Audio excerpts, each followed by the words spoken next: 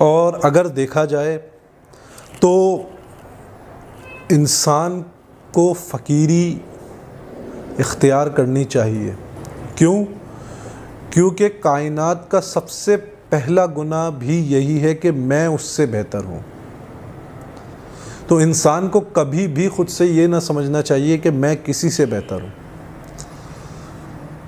خیر، اس کے لیے میں آپ کو ایک وظیفہ بتا دیتا ہوں، آپ وہ کریں تو انشاءاللہ رب کریم کی ذات سے پوری امید ہے کہ آپ کو جو ہے وہ تکبر اور یہ سارے معاملات جس سے آپ ترک کرنا چاہتے ہیں اس میں آپ کے لیے آسانی پیدا ہو. آپ نے کرنا یہ ہے کہ سورہ فاتحہ کی آیت نمبر 5 اہدنا الصراط المستقیم، آپ نے یہ آیت روزانہ 5 تسبیح پڑھنی ہے.